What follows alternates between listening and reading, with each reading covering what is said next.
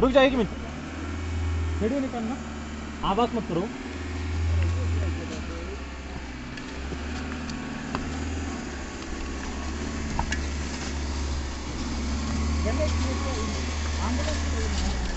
बस मेरे कहाँ है?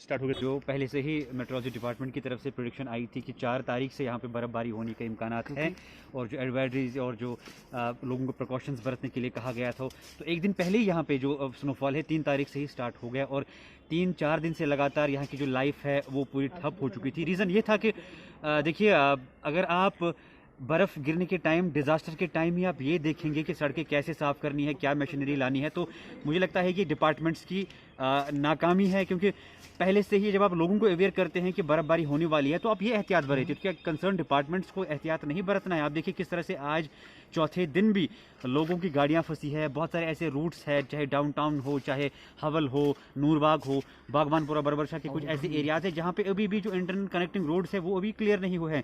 आप लाल चौक में देखिए, आपको दुकानदार खुद अपनी सड़क साफ़ करते नजर आएंगे। आप देखिए बहुत सारे ऐसे लोग हैं जो अपने घरों की जो सड़कें हैं वो खुद साफ़ करते नजर आ रहे हैं। अगर लोगों को खुद ही साफ़ करना है तो डिपार्टमेंट किस लिए है? लेकिन अच्छी बात यह है कि आज चौथे दिन, 5वें दिन धूप निकली है, और उम्मीद है कि अब लोग चैन की सांस लेंगे। और दूसरी तरफ से आप देखिए बर्फ़बारी तो होती है, ये ऊपर वाले की मर्ज़ी होती है, लेकिन आप देखिए ज़ख़ीरा अंदोज़ी कैसे हो रही है यहाँ पे। पेट्रोल आपको वहाँ कहीं पे इस वक्त नहीं मिलेगा। आप देखिए जो सब्जियाँ उनकी रेट्स किस तरह से हाई हो गई है।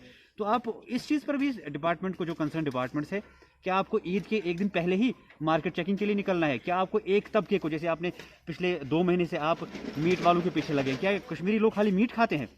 क्या कश्मीरी लोग सब्जी नहीं खाते हैं? क्या पेट्रोल गाड़ियों में नहीं डलवाते हैं? क्या बाकी चीज़ें नहीं है?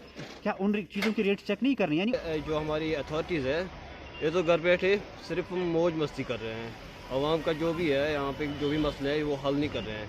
अभी कुछ रोज़ यहाँ पे बहुत ज़्यादा बर्फबारी हुई है, अभी कुछ जगहों पे अभी रेस्टोरेशन हुई नहीं है। कहीं पे लिंक रोड जो है वो अभी भी ब्लॉक है। यहाँ से अभी लाइट भी रिस्टोर पूरी तरह से हुई नहीं है। तो सिर्फ ये एसएमसी अभी कह रहा है कि हम वो करेंगे, ये करेंगे, लेकिन आखिर पे कुछ कर नहीं रहे हैं। ये तो समझ नहीं आ रहा है, कोई आवाज़ ही नहीं उठा रहा है इस बारे में। सोचा कि आज जो सूरत हाल है, बर्फबारी है,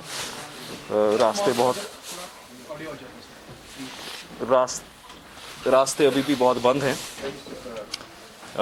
तो उस घर से मैंने कहा यहीं पे हम बात करेंगे।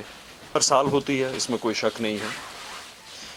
इस साल एक्सपेक्टेशन से कुछ ज़्यादा हुई,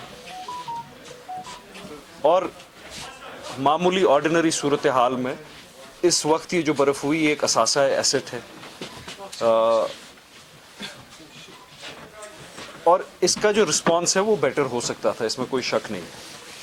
तो मैं आपसे ये आज खुलासा बड़ी ऑनेस्टी से करना चाहता हूँ कि स्नो क्लियरेंस का जहाँ तक मसला है, चैलेंजेस क्यों हुए, बहुत ग्रीवेंसेस भी हैं, ये क्यों हुई, ये समझने की ज़रूरत है।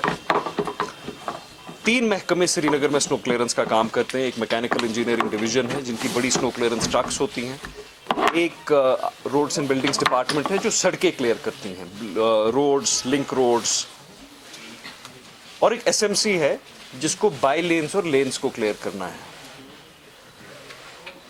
एमईडी और आरएनबी की भी जो परफॉर्मेंस रही वो बेटर हो सकती थी, उसमें कोई शक नहीं है, लेकिन उनके भी रिसोर्सेज शायद स्ट्रेच हुए। साउथ में भी 3-4 फीट, 5 फीट, 6 फीट बर्फबारी हुई। लेकिन मैं एसएमसी की बात करूंगा।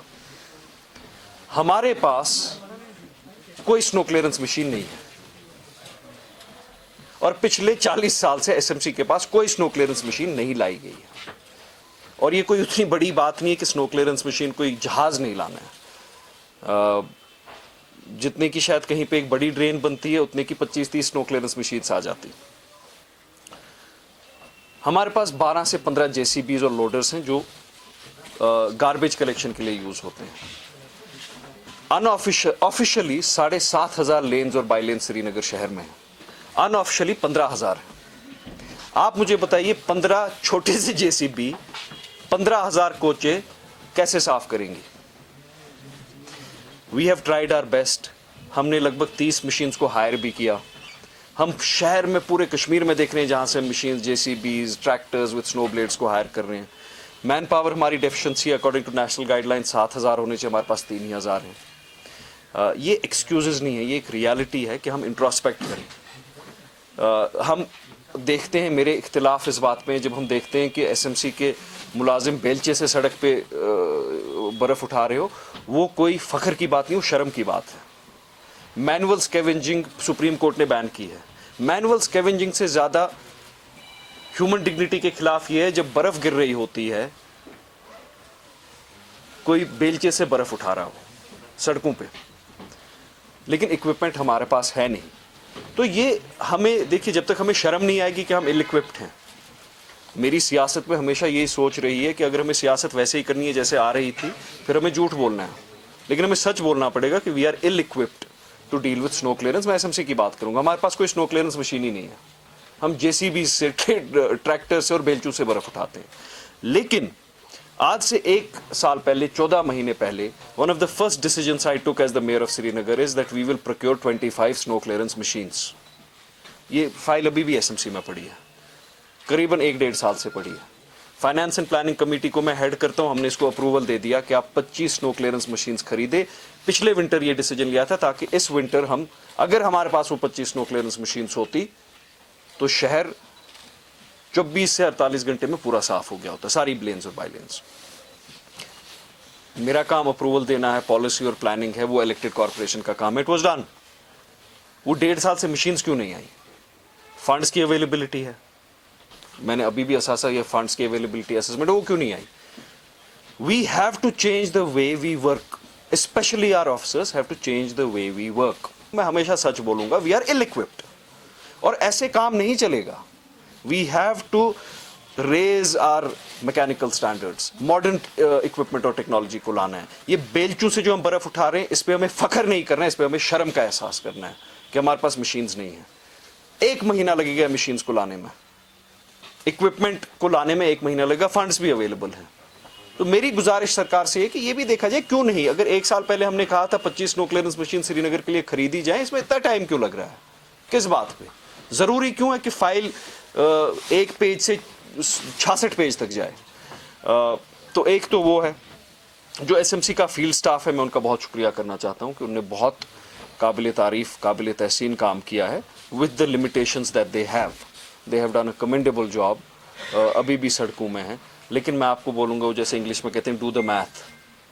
15 मशीनें, 15,000 लेन्स, 1 मशीन 1000 लेन का ये हिसाब आता है। अगर हम अपना इक्विपमेंट और जो रिक्वायरमेंट है वो देखें, ये तो 6 महीने लगेंगे बर्फ उठाने में। How will they clear these lens? किसी चीफ मिनिस्टर ने नहीं ये सोचा कि श्रीनगर शहर अगर फेस ऑफ जम्मू कश्मीर है, how will they clean this snow? इनके पास इक्विपमेंट है या नहीं है? ये फुटपाथ को कैसे साफ करेंगे?